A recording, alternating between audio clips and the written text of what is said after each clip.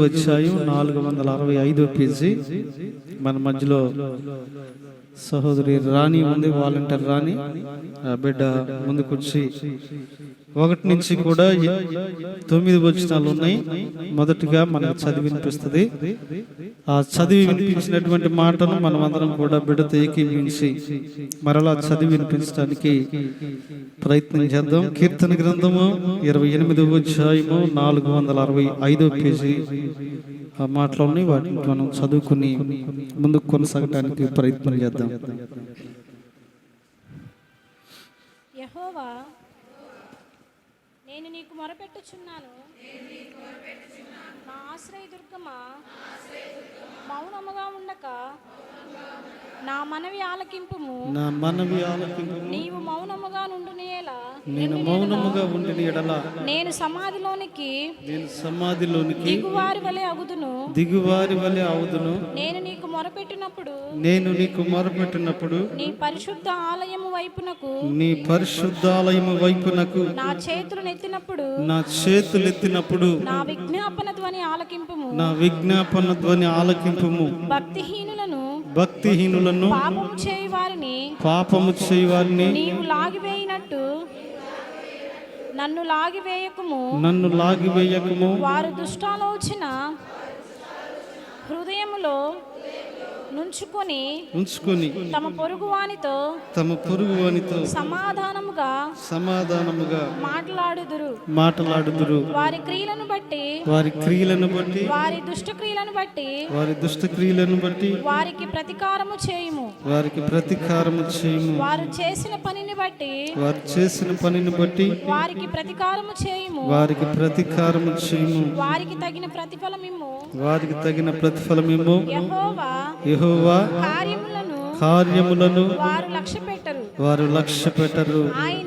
ఆయన హస్తకృత్యములను వారు లక్ష్యపెట్టరు. కావున ఆయన వారిని వృద్ధిపరచక నిర్మూలము చేయును. యెహోవా నా విజ్ఞాపన ధ్వని ఆలకించి ఉన్నాడు.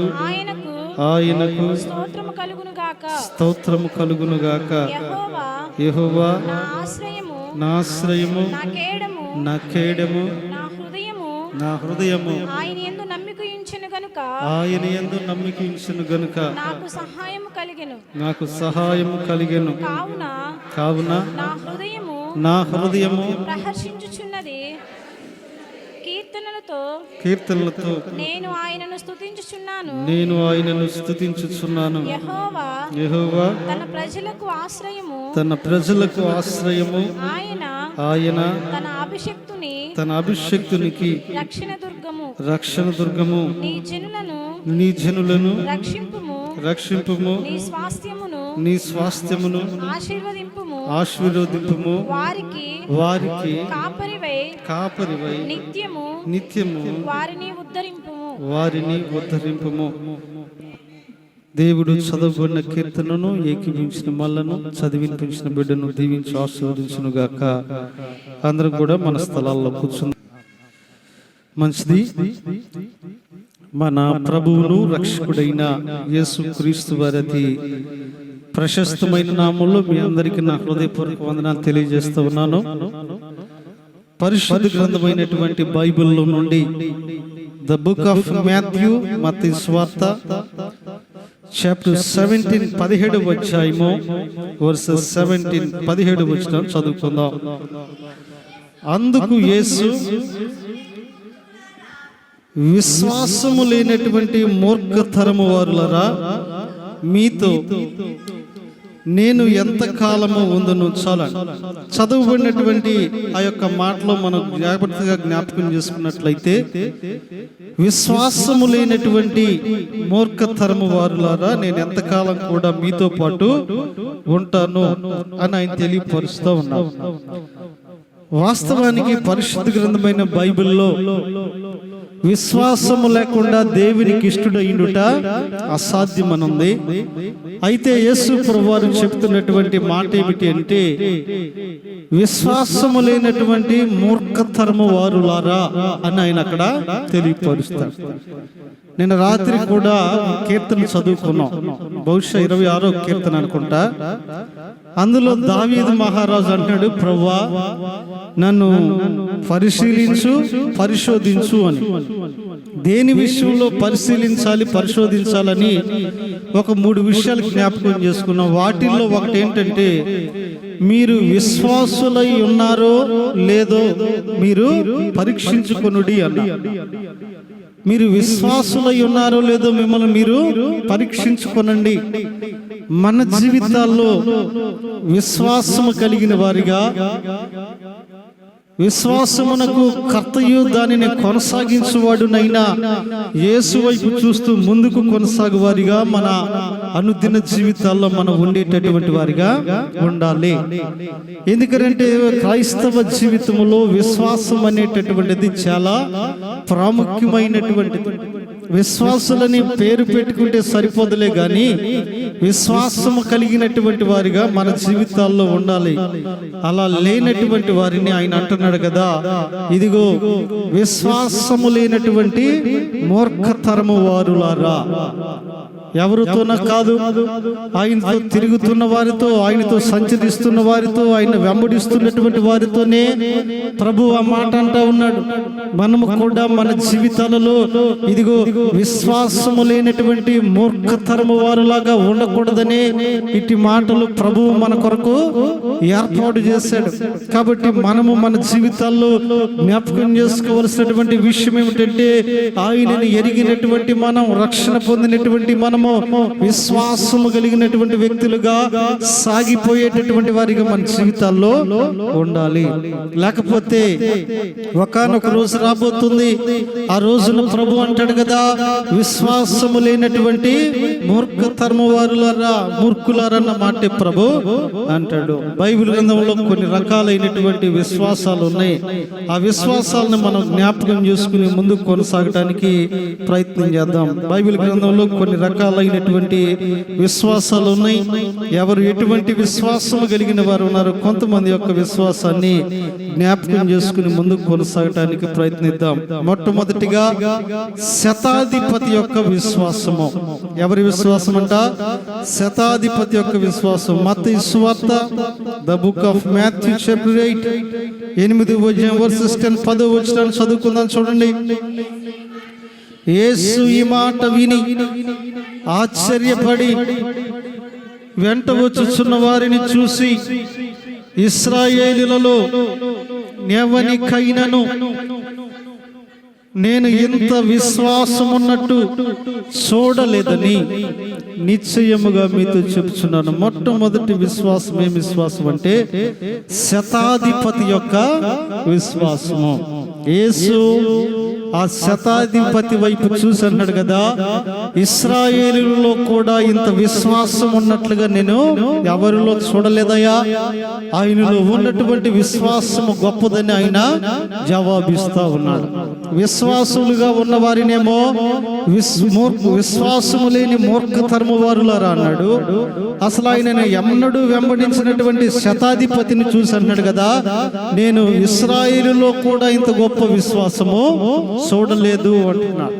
అనగా శతాధిపతి యొక్క విశ్వాసం ఏమిటి అంటే, ఇదిగో స్వస్థత జరిగింది అనేటటువంటి విశ్వాసము శతాధిపతిలో ఉంది. మనందరికీ తెలుసు, తన యొక్క దాసుడు బలహీనంగా ఉంటాడు, లేవలేని పరిస్థితుల్లో ఉంటాడు.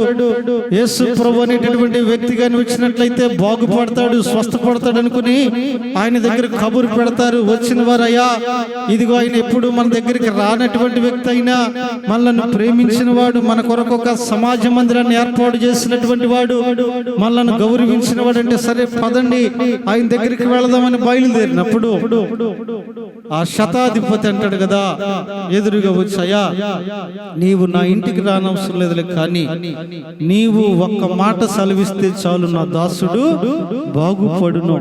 ఎందుకంటే నేను ఒక అధికారిని, నేను ఒకరిని రమ్మంటే వస్తాడు, పొమ్మంటే పోతాడు. అయితే నువ్వు సర్వోన్నతుడైనటువంటి వాడికి సమస్త సమస్తము నీకు లోబడతాయి. కాబట్టి నీవు కేవలము నోటి మాట సెలవిస్తే చాలు. ఇంకో మాట ఏంటంటే, నా ఇంటికి వచ్చుటకు నేను పాత్రుడను కాను. నీకు లాంటి పరిశుద్ధుడైనటువంటి వ్యక్తి, నాకు లాంటి వ్యక్తిలో ఇంటిలోనికి రావటానికి నేను యోగ్యుడును కాను. నీవు రాకపోయినా పర్లేదులే, కానీ కేవలము ఆ దాసుడు స్వస్థత గురించి ఒక్క మాట సెలవిస్తే చాలు. చూసారా, యేసుప్రభువారు వస్తుంటే ఆయన నువ్వు రావద్దయ్యా, నీవు నోటి మాట సెలవిస్తే చాలు అంటున్నాడు. ఎంత గొప్ప విశ్వాసం అది! శతాధిపతి యొక్క విశ్వాసము దేన్ని మనకు తెలియపరుస్తుందంటే, శతాధిపతిలో ఉన్న విశ్వాసం స్వస్థత జరిగిద్ది అనేటటువంటి విశ్వాసము. ఆయన నోటి మాట ద్వారా మేలు కలిగిద్ది అన్నటువంటి విశ్వాసాన్ని ఆయన కలిగినటువంటి వ్యక్తిగా ఉంటా ఉన్నాడు. కాబట్టి మొదటి విశ్వాసము శతాధిపతి యొక్క విశ్వాసము. రెండవ విశ్వాసం ఏ విశ్వాసం అంటే, ఈ రెండవ విశ్వాసం ఎవరి విశ్వాసం అంటే, రక్తస్రావ రోగము కలిగినటువంటి స్త్రీ యొక్క విశ్వాసం. ఈ విశ్వాసం ఏమిటంటే, బాగుపడతానన్న విశ్వాసం. మొదటి విశ్వాసం ఏమో స్వస్థత జరిగిద్దనే విశ్వాసము, శతాధిపతి. రెండవ విశ్వాసం ఆ బాగుపడతానన్నటువంటి విశ్వాసం. చూడండి, అదే మత్తయి సువార్త 9వ అధ్యాయం 22వ వచనాన్ని కానీ జ్ఞాపకం చేసుకున్నట్లయితే, అక్కడ యేసు వెనకకు తిరిగి ఆమెను చూచి, కుమారి ధైర్యముగా ఉండుము, నీ విశ్వాసము నిన్ను బాగుపరిచును. చాలా యేసుప్రభువారు రెండవదిగా మరొక విశ్వాసం గురించి చెప్తున్నాడు. ఆ రక్తస్రావ రోగం కలిగినటువంటి స్త్రీ యొక్క విశ్వాసాన్ని గురించి అన్నాడు, కుమారి నీ విశ్వాసము నిన్నేం చేసింది? బాగుపరిచింది. రెండవ విశ్వాసం మనకి దేన్ని తెలియపరుస్తుందంటే, బాగుపడతాం అనేటటువంటి విశ్వాసాన్ని ఇది మనకు తెలియపరుస్తాము. యేసుని గురించి వింది, ఎవరు చెప్పారు? అయితే ఆయన దగ్గరికి వచ్చింది, చాలా మంది జనం ఉన్నారు. ఆవిడ అనుకోలేదు, యేసుప్రభువారు నా నెత్తి మీద చేతులు ఉంచాలి, నా మీద చేతులుంచి ప్రార్థన చేయాలి, నా మీద చేతులుంచి ప్రవచించాలి, ఇటు రీతిగా ఆవిడ కోరుకోలేదు. ఆవిడ అనుకుంది, ఆయన వస్త్రపు చెంగును ముట్టినా నేను బాగుపడతానన్నటువంటి విశ్వాసం. ఎంత గొప్ప విశ్వాసం అండి! ఆయన వస్త్రపు చెంగును నేను ముట్టినా చాలు. If I touch his garment enough I can dwell in my life. నా జీవితంలో ఆయన వస్త్రాన్ని నేను పట్టుకుంటే చాలు, నేను బాగుపడతాను అనుకుంది. ఎంత గొప్ప విశ్వాసమో ఆనాటి దినాల్లో. మరి నిజమే కదా, అది ఉన్నటువంటి రీతిగా అలాగే అక్కడికి వెళ్ళింది, ఆయన వస్త్రపు చెంగు ముట్టుకుంది, ప్రభావము బయటకు వచ్చింది, ఆవిడ స్వస్థపరచబడింది. ప్రభువు అడుగుతున్నాడు కదా, ఎవరు నా వస్త్రపు చెంగును ముట్టినటువంటి వారు? వాస్తవానికి మనం చూస్తే అక్కడ చాలా మంది జనం ఉన్నారని మనకు తెలుసు. చాలా మంది జనాలు ఉన్నప్పుడు ఏంటి, ఆయన తాకుతా ఉంటారు, తగులుతా ఉంటారు, అది కామన్. కానీ అంతమంది ఆయన వస్త్రపు చెంగుకు తగిలిన ప్రభావం ఆయనలో నుండి బయటకు రాలేదు.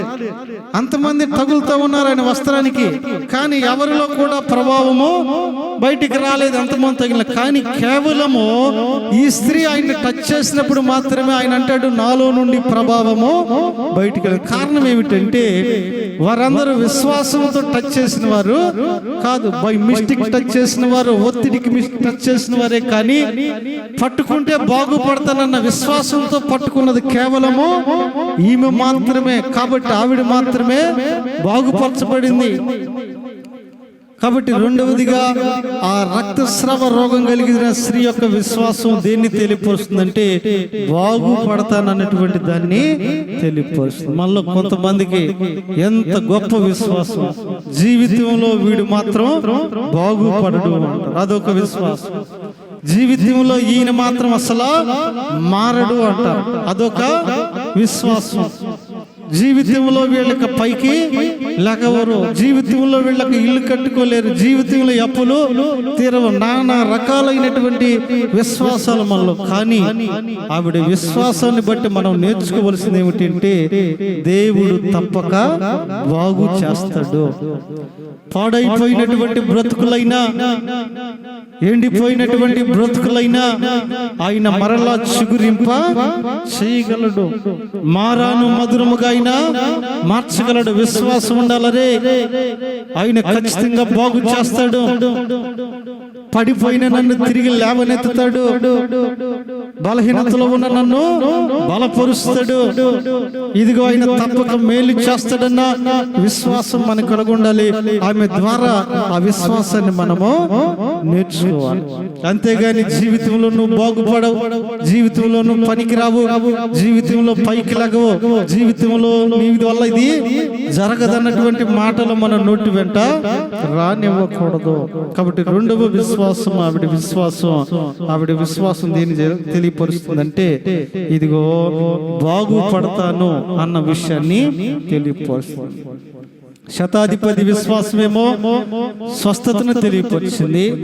ఇక్కడ ఉన్న స్త్రీ విశ్వాసమేమో బాగుపడటాన్ని గురించి తెలియపరిచింది. మూడవ విశ్వాసం, ఈ విశ్వాసం ఏమిటి అంటే, మూడవ విశ్వాసం ఏమిటి అంటే ఈ యొక్క విశ్వాసము మరి అల్ప విశ్వాసం. అంటే ఏ విశ్వాసం? అల్ప విశ్వాసం. దీని గురించి కూడా అదే మత్తయి సువార్తలో రాశాడు. చూడండి, 14వ అధ్యాయము 31వ వచనాన్ని కానీ జ్ఞాపకం చేసుకున్నట్లయితే అక్కడ ఒక మాట అంటాడు కదా, 31. వెంటనే యేసు చెయ్యి చాపి అతనిని పట్టుకొని, అల్ప విశ్వాసి, ఎందుకు సందేహపడితివని అతనితో చెప్పాను. చాలండి. మరొక విశ్వాసం ఏమిటి అంటే, మరొక విశ్వాసం అల్ప విశ్వాసం. కొంతమంది అల్ప విశ్వాసులుగా ఉంటారు. ఆ మాట ప్రభు చెప్తున్నటువంటిది ఎవరితో అంటే ఒక బలమైన వ్యక్తితోనే చెప్తూ ఉన్నారు.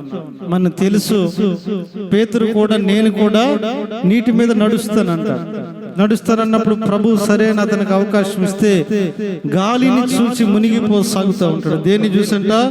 గాలిని చూసి మునిగిపోసాగినప్పుడు మరి ఒక మాట బోధిస్తున్నాడు. ఆయన ఏమని అన్నాడంటే అల్ప విశ్వాసి. ఈ రోజుల్లో మనలో కొంతమందిలో అల్ప విశ్వాసం ఏం చేస్తుంది అంటే సందేహాన్ని మనలో రేకెత్తిస్తూ ఉంటది. విశ్వాసం లేనప్పుడు అంటే లిటిల్ ఫెయిత్ మనలో దేన్ని కలగజేస్తుందంటే ఒక ఫియర్ ని, భయాన్ని కూడా కలగజేస్తూ ఉంది. మూడవ విశ్వాసం అల్ప విశ్వాసము. ఈ విశ్వాసం కలిగిన వాళ్ళు జీవితంలో సందేహపడతానే ఉంటారు. ఈ విశ్వాసం కలిగిన వాళ్ళు జీవితంలో భయపడుతూనే ఉంటారు. కాబట్టి అల్ప విశ్వాసులుగా మనం ఉండేటటువంటి వారిగా మన జీవితాల్లో ఉండకూడదు. సందేహానికి తావీయకూడదు. ఆయన చూడండి, విశ్వాసంతో ప్రభువు వైపు చూసి అడుగు వేసినంత వరకు నడవసాగాడు. ఎప్పుడైతే గాలిని చూచాడు మునిగిపోసాగాడు. మనము కూడా విశ్వాసమునకు కర్త, దానిని కొనసాగించబడేవైనా ఆయన వైపు చూస్తూ మనం ఏంటట నడవాలి. లేదంటే లోకంలో ఉన్న భయాలు, సందేహాలు మనల్ని ఏం చేస్తామంటే ముంచి వేస్తా ఉంటాయి. బైబిల్లో ఒక మాట ఉంది, మత్తయి సువార్త 6వ అధ్యాయం, the book of Matthew chapter 6 versus 36-30 చదువుకుందాం. చూడండి, నేడుండి రేపు పొయ్యిలో వేయబడిపోవు అడవి గుడ్డిని దేవుడు ఇలాగూ అలంకరించిన ఎడల అల్ప విశ్వాసులారా మీకు మరి నిశ్చయముగా వస్త్రములు ధరింపు చేయడు. అక్కడ అన్నాడు కదా, కొంతమంది అల్ప విశ్వాసులు అట దేని గురించి సందేహిస్తున్నారంటే ఆ కింద కూడా కొన్ని విషయాల్లో అన్నాడు. కొంతమంది తిండిని గురించి సందేహిస్తున్నారు, కొంతమంది వస్త్రాలను గురించి సందేహిస్తున్నారు. దేవుడు అన్నాడు, ఈ రోజు నుండి రేపు గడ్డిలో పొయ్యిలో వేయబడిపోయి అడవి గడ్డిని కూడా ప్రభు ఎంతో అందంగా అలంకరిస్తున్నాడే. అటువంటిది శ్రేష్టమైనటువంటి మీకు వస్త్రాలు ఈడా, తిండిని ఈడా, మీరెందుకు దాని కొరకు ఇదిగో సందేహిస్తున్నారు, ఎందుకు దాని కొరకు ఆలోచిస్తున్నారు అంటాడు. కాబట్టి మన జీవితాల్లో ప్రియమైనటువంటి దేవుని బిడ్డలారా అల్ప విశ్వాసులుగా ఉండకూడదు. అల్ప విశ్వాసులుగా ఉంటే మన ప్రతి పనిలో కూడాను సందేహాలే, ప్రతి పనిలో కూడాను భయపడతామే. అదే అధ్యాయము 8:26 కూడా ఆయన అంటాడు, అందుకైనా అల్ప విశ్వాసులారా మీరు ఎందుకు భయపడుతున్నారు? The little faith people why should are you fearing అంటున్నాడు. అల్ప విశ్వాసులారా మీరు ఎందుకని భయపడుతున్నారు? అల్ప విశ్వాసం వల్ల ఉన్నప్పుడు భయాన్ని కలగజేస్తా ఉంటది. ఈ పరీక్షల్లో పాస్ అవుతానో లేదు, ఈ ఎగ్జామ్ లో పాస్ అవుతానో లేదు, లేకపోతే ఈ విషయంలో సక్సెస్ అవుతానో లేదు, ప్రతి విషయంలో కూడా, లేకపోతే బలహీనత నుండి విడుదల పొందుతానో లేదు, నానా రకాలైనటువంటి భయాలు మనుషులకు వచ్చి మనిషిని ఏం చేస్తా ఉంటే కురుంగదీస్తా ఉంటాయి. అదే విశ్వాసం కలిగినటువంటి వారికి ఉంటే నేను బాగుపడతాను, నేను స్వస్థపడతాను, ప్రభు నన్ను లేవనెత్తుతాడన్నటువంటి విశ్వాసము మరి గాని కలిగినట్లు వారుగా ఉన్నట్లయితే నిజంగా ప్రభు తప్పక మన పట్ల మేలులు తన కార్యాలను జరిగిస్తాడు. కాబట్టి అల్ప విశ్వాసులు ప్రతి చిన్నదానికి కూడా భయపడిపోతా ఉంటారు. ఒకసారి ఒక వ్యక్తి ఒక కాలువ గట్టు మీద వెళ్తా ఉంటాడు. కాలువ గట్టు మీద వెళ్తున్నాడు, కాలువ ఫుల్గా వస్తుంది, నీళ్లు పారుతా ఉన్నాయి. అయితే వెళ్తున్నటువంటి వ్యక్తి సంఖలో ఒక గొడుగు ఉంది. ఆయన వెళ్తూ ఉంటే కాలువకు అవతల గట్టు మీద ఒక కుక్క అంట గట్టిగా మొరుగుతూ ఉంది. ఈ వ్యక్తికి వెళ్ళి చూసి మొరుగుతా ఉన్నప్పుడు ఈ వ్యక్తికి భయం వేసి ఏం చేశాడంటే ఆ గొడుక్కున్నటువంటి ఆ కవర్ మొత్తం తీసేసి ఆ గొడుక్కున్నటువంటి సువ్వలు ఎలా పట్టుకుని నడుస్తూ ఉన్నాడు. ఈలోపు ఆ తతంగాన్ని గమనించిన వ్యక్తి ఒక ఆయన చూసి, ఏంటయ్యా ఏం చేసావంటే, లేదులయ్యా కుక్క మరుగుతుంది కదా, కరిసిద్దేవుని భయంతో ముందుగానే ఆయుధాన్ని సిద్ధం చేసుకున్నాను. అప్పుడు ఆయన అన్నాడంటే, నీకేమన్నా పిచ్చా ఏంటి? ఆ కుక్క అవతల గట్టు మీద ఉన్న మరుగుతుంది, నువ్వేమో యువతల గట్టు మీద ఉన్నావు, కాలువ చూస్తే విస్తారంగా పారుతా ఉంది, నిన్ను కరవాలి అంటే కుక్క కాలంలో దూకి ఈదుకుంటూ వచ్చి ఒడ్డెక్కి నిన్ను కరవాలి కదయ్యా, నీ కోసం అంత ఓపికగా అది ప్లాన్ చేసుకుని వచ్చిద్దా? ఏం మనిషి అంటే, ఏమోనండి నాకు అది అరుస్తుంటే భయం వేసింది, అందుకే. ఏం భయం అయ్యా బాబు, అనవసరంగా 500 రూపాయల గొడుగు పాడు చేసుకున్నావు కదా. అల్ప విశ్వాసులు లేనిది ఉన్నట్లుగా ఊహించుకుని తమ ఆస్తిని తమ ఏం చేసుకుంటూ ఉంటారు, నష్టపరుచుకుంటూ ఉంటారు. అందుకనే దేవుని వాక్యం అంటుంది కదా, అల్ప విశ్వాసులారా మీరు ఎందుకు భయపడుతున్నారు. ఆ రోజు చూడండి, ఆ వ్యక్తి అది అవతల దారి మరుగుతుంది నిజమే, కానీ అది ఆ పారే నీళ్ళలో దూకి యువతలకు వచ్చి ఈదుకుంటా మరలా ఈ వ్యక్తి వెంటబడి ఈ వ్యక్తిని కరవటానికి దానికి ఏం అవకాశం ఉంది, ఏం పని ఉంది, అది ఎందుకు మొరగాలనిపించి మురుగుతుంది. కానీ ఈ వ్యక్తి తన దగ్గర ఉన్నటువంటి ఒక మంచి ఆ దానిని చెడగొట్టుకున్నాడు. మన జీవితాల్లో కూడా అల్ప విశ్వాసంతో కొన్ని మంచి వాటిని మనం ఏం చేసుకుంటాం, పాడు చేసుకుంటాం. అల్ప విశ్వాసంతో కొన్ని విలువైనటువంటి వాటిని కోల్పోతా ఉంటాము. ఒకసారి ఒక కుటుంబము చక్కగా ఇల్లు కట్టుకున్నారు, బాగా కష్టపడ్డారు. కుటుంబం అంతా ఓన్గా సొంతంగా ఒక గృహం కట్టుకున్నారు. ఇంచుమించుగా కూడా ఆ గృహానికి వారు 60-65 లక్షలు ఖర్చు పెట్టి మంచిగా ఇల్లు కట్టుకున్నారు. ఇల్లు కట్టుకున్న నెల రోజుల్లోకే ఆ ఓపెనింగ్ అయిన నెల రోజుల్లోనే ఆ ఇంట్లో వాళ్ళ బాబుకి ఒక చిన్న యాక్సిడెంట్ అయ్యింది. ఆ యాక్సిడెంట్ అయ్యింది, అంత బాగానే ఉంది, పర్లేదు. కానీ అక్కడ ఎవరో ఒక చిన్న అప్పులు వేసారు. ఏమనంటే, ఈ ఇల్లు మీకు కలిసి రాలేదు, ఇంతవరకు జరగని ప్రమాదం జరిగిందంటే కష్టం, ఇది దేవుడు చిన్న సెగ చూపించాడు మీకు, మీరు వదులుకోవాలి వేరే చోటకి, అది ఇదన్న.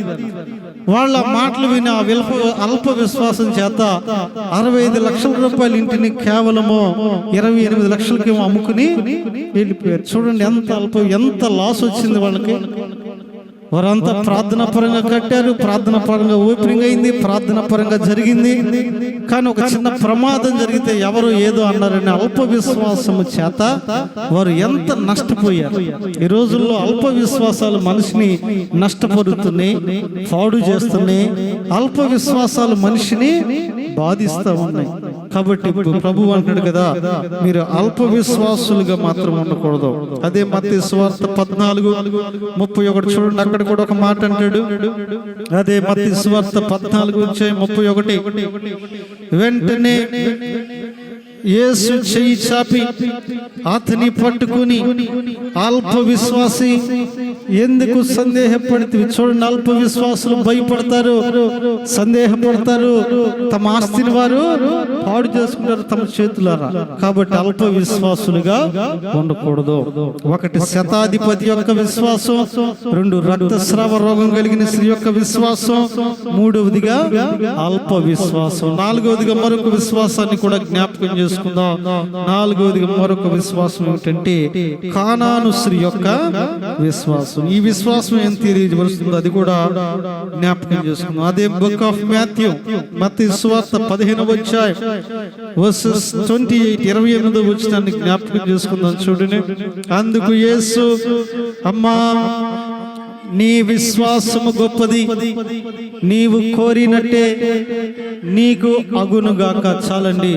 ఈ కానాను స్త్రీ యొక్క విశ్వాసం దేన్ని తెలియపరుస్తుందంటే ఆవిడ విశ్వాసము గొప్ప విశ్వాసాన్ని తెలియపరుస్తుంది. గొప్ప విశ్వాసంలో ఉన్నటువంటి, గొప్ప విశ్వాసములో ఉన్నటువంటి లక్షణం మేలేమిటంటే మనం కోరుకున్నది మనకు కలిగింది, మనం అనుకున్నట్లుగానే జరిగింది, మనం ఆశించినది ఆశించినట్లుగానే పొందుకోగలం. ప్రభు అంటున్నాడు, అమ్మా నీవు కోరుకున్నది కోరుకున్నట్లుగానే అగునుగాక, జరుగునుగాక అన్నాడు. ఎందుకనంటే దానికి ముందు ఆయన ఏమన్నాడంటే, అమ్మా నీ విశ్వాసము గొప్పది. కానాను స్త్రీ యొక్క విశ్వాసము గొప్ప విశ్వాసాన్ని తెలియపరుస్తుంది. ఈరోజు కానాను స్త్రీ లాంటి విశ్వాసాన్ని మనం కలిగి ఉన్నామా? ఎంత గొప్ప విశ్వాసం అంటే ఆయనతో ఆవిడతో అంటాడు కదా, నేను మీకోసం రాలేదు, ఇశ్రాయేల్లో నశించిపోతున్న వారి దగ్గరికి వస్తున్నానని వెంటబడింది. ఇదిగో చివరికి అక్కడ ఒక కుక్కతో సమానంగా పోల్చినప్పటికీ కూడా తను తాను తగ్గించుకుని, కుక్కలు కూడా యజమాని బల్ల మీద నుండి పడు రొట్టె ముక్కల కోసం ఆశపడతాయి కదయ్యా. అవును, నేను కుక్కనే, అయినా సరే నాకు నీ వల్ల మేలు కాగాలి. ఇదిగో ఈ కుక్క లాంటి నన్ను జ్ఞాపకం చేసుకుని ఆయన వెంటపడింది. తప్పేముంది? దావీదు అంటాడు, నేను చచ్చిన కుక్క వంటి వాడిని అంటాడు. దేవుని దృష్టిలో నేను ఎటువంటి వాడిని అంటే చచ్చిన కుక్క వంటి వాడును. దావీదు అంతటి మహారాజే అంత మాటను తగ్గించుకుంటే నేను అంతటి దన్నయ్యా, అయినా ఓకే, ఈ మేలు నాకు చెయ్యి, నా బిడ్డ విషయంలో కార్యాన్ని చెయ్యంటే యేసు ప్రభువు అంటున్నాడు కదా, అమ్మా నీది గొప్ప విశ్వాసం కాబట్టి నీవు కోరుకున్నది కోరుకున్నట్టే జరిగింది. ఈరోజు మనం కోరుకున్నది కోరుకున్నట్టు జరగట్లా. ఒకటి ఆశిస్తే మరొకటి జరుగుతుంది, ఒకటి తల పెడితే మరొకటి అడ్డు వస్తా ఉంది, ఒక సమస్య తొలగిపోతే మరొక సమస్య ఎదురొస్తా ఉంది, ఒకటి అనుకుంటే మరొక విషయంలో ఇబ్బంది తలెత్తుతుంది. కారణం ఏమిటంటే కానాను స్త్రీ లాంటి విశ్వాసం మనలో లేకపోవటమే. ఒక అన్యురాలైన క్రీస్తును అనుసరించినటువంటి స్త్రీ కాకపోయినప్పటికీ కూడాను ప్రతి విషయంలో కూడాను ఆవిడ తగ్గించుకుని అప్పటికప్పుడు యేసు ప్రభువారి నోటి చేత ఆవిడ అనిపించుకుంటుంది కదా, నీ విశ్వాసము గొప్పదే. యేసు ప్రభువారితో పాటు ఇంకా అనేక మంది శిష్యులు ఉన్నారే, అనేక మంది జనాంగం ఆయనను వెంబడించారే, కొన్ని వేల మంది ప్రజలు ఆయన వాక్యం విన్నారే. వారిని అన్నడు కూడా ప్రభు ఆ మాట అనలేదు, అయ్యా నీది గొప్ప విశ్వాసము, నీది విలువైన విశ్వాసం అని ప్రభు వారు ఎవరు తనలేదులే. కానీ ఒక కానాను స్త్రీతో మాట అన్నాడు. కారణం ఏమిటంటే ఇదిగో నీవు కోరినది నీవు కోరినట్టుగానే జరుగును. ఈరోజు మన విశ్వాసం గొప్పదైతే మనం కోరుకున్నది మనం కోరుకున్నట్లుగా జరుగుతుంది. మన యజమాని విషయంలో కానీ, బిడ్డల విషయాల్లో కానీ, కుటుంబ విషయాల్లో కానీ, చేతి పని విషయాల్లో కానీ, సమస్త విషయాల్లో కూడా ఇదిగో మనం కోరినది కోరుకున్నట్లుగానే. ఎందుకంటే ప్రభు అంటాడు కదా, అడుగుడి మీకు ఇయ్యబడును అన్నాడు. కాబట్టి నాలుగవ విశ్వాసము ఇదిగో కానాను స్త్రీ యొక్క విశ్వాసము, ఇది గొప్ప విశ్వాసము. మనం కోరినది కోరుకున్నట్లుగానే జరిగేటటువంటిది అంట. కాబట్టి ప్రియమైనటువంటి దేవుని సంగమా, ఈ యొక్క మధ్యాహ్న కాల సమయంలో మరి విశ్వాసము లేని మూర్ఖతరము వారిలాగా ఉన్నామా, లేదా శతాధిపతి కలిగిన విశ్వాసము, లేదంటే రక్తస్రావ రోగం కలిగిన విశ్వాసము, లేదంటే ఆ అల్ప విశ్వాసం విశ్వాసులుగా ఉన్నామా, లేదా కానాను స్త్రీ లాంటి విశ్వాసం కలిగి ఉన్నామా? ఎటువంటి విశ్వాసాన్ని కలిగి ఉన్నాం? మరొక మాట జ్ఞాపకం చేసి ముగించి వేస్తాను. 5వ విశ్వాసము ఆవగింజంత విశ్వాసం. ఇది కూడా అదే మత్తయి సువార్తలో రాశాడు చూడండి. The book of Matthew chapter 17 17వ అధ్యాయం 20వ వచనం చదువుకుందాం. అందుకాయన మీకు ఆవగింజంత విశ్వాసముండిన ఎడల ఈ కొండను చూటి చాలు చాలండి. అక్కడ అన్నాడు కదా, అల్ప విశ్వాసం చేత అని ముందు ఆయన అన్నాడు. తర్వాత ఆవగింజంత విశ్వాసం, ఆవగింజంత విశ్వాసం అట. ఇదిగో ఈ కొండను చూసి తొలగిపోమని ఆ సముద్రంలో పడమని ఆజ్ఞిస్తే పడిపోయింది అన్నాడు. అక్కడ ఒక కార్యాన్ని జరిగించేటప్పుడు శిష్యుల వల్ల కుదరకపోతే, అయ్యా మేము ఎందుకు దీన్ని చేయలేకపోయాం, why should not able to we are not healed అని అడిగినప్పుడు ప్రభు అన్నాడు, యువర్ లిటిల్ ఫెయిత్, మీ యొక్క అల్ప విశ్వాసం చేతనే అని ఆయన అంటాడు. ఆవగింజంత విశ్వాసం నీవు కలిగి ఇదిగో ఈ కొండను చూసి పోయా సముద్రంలో పడమంటే పడిద్ది అంటాడు. 21:21లో కూడా అదే మాట అంటాడు ఆయన.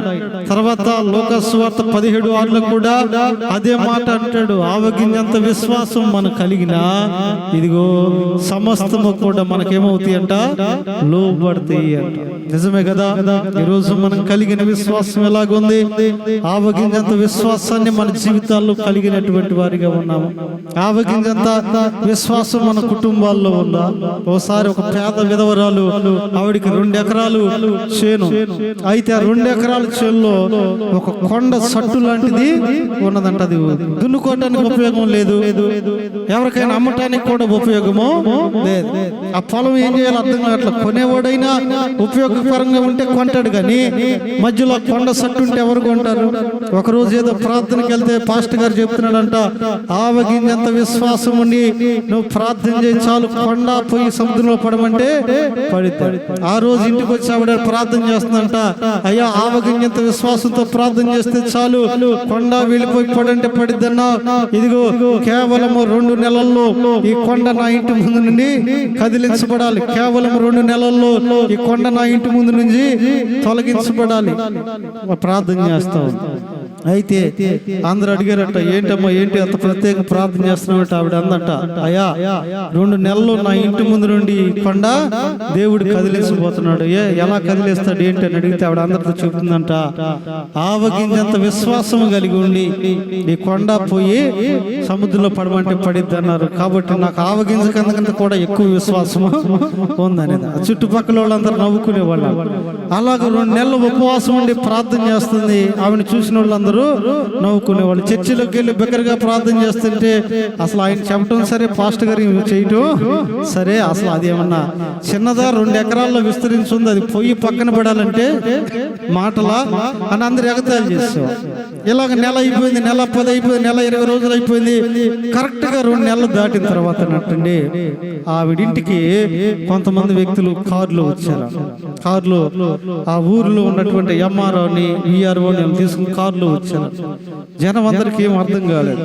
అయితే తర్వాత తెలిసింది ఏంటంటే, వాళ్ళు వచ్చినటువంటి వారు కొంత మైనింగ్ వారి సహకారంతో వచ్చి, మేము ఈ చుట్టుపక్కల ఇక్కడికి ఒక 50 కిలోమీటర్ల దూరంలో ఒక కంపెనీ పెట్టాలనుకుంటున్నామమ్మా. అయితే ఆ కంపెనీ బేస్మెంట్ కొరకు మాకు బాగా రాళ్ళు అనేటటువంటిది కావాలి. అయితే మాకు బయట నుంచి తేవాలంటే ఇంచుమించు 250-300 కిలోమీటర్ల నుంచి లారీలో రావాలి. అదే ఇక్కడ ఈ కొండ ఆటంకంగా ఉంది, అభ్యంతరకరంగా ఉంది కదా, నీకు ఏమి కూడా అభ్యంతరం లేకపోతే ఈ కొండనంతా కూడా మేము జాగ్రత్తగా పగలగొట్టి తీసుకువెళ్తాం, దాని కింద మీకు కొంత ధనం కూడా ఇస్తామన్నారు. అప్పుడు ఆవిడ అందంట, అయ్యా నిజంగా ఆవగింజంత విశ్వాసం ఉండి ప్రార్థన చేస్తే చాలు కొండ తొలగిపోద్దంటే ఏదో అనుకున్నాను. దేవుడు ఇలా మేలు, నాకు ఏ అభ్యంతరం లేదయ్యా, ఈ కొండను మీరు నిరభ్యంతరంగా తవ్వుకోవచ్చని కొన్ని అగ్రిమెంట్ పేపర్ మీద సంతకం పెట్టించుకున్నారు. తర్వాత దాని పని మొదలు పెట్టారు. జనం అందరూ చూస్తూనే ఉన్నారు. రోజులు గడుస్తూ ఉన్నాయి. 3 నెలల్లో స్థలం ఎలాగైందంటే అక్కడ కొండ ఉన్న అన్నవాళ్ళు కూడా కనపడలేదు. అంత భయంకరంగా తవ్వేశారు. బిగ్గరగా చప్పట్లు కొట్టి ప్రభు నామాన్ని మహిమపడదాం.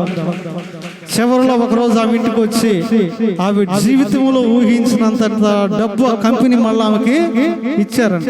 ఎందుకంటే అమ్మా, నీ ఆస్తులు తవ్వుకుని వెళ్ళావు, నీ స్థలంలోది కదా, ఉచితంగా మాకొద్దని కొంత ధనాన్ని కూడా ఆవిడకి ఇచ్చారు.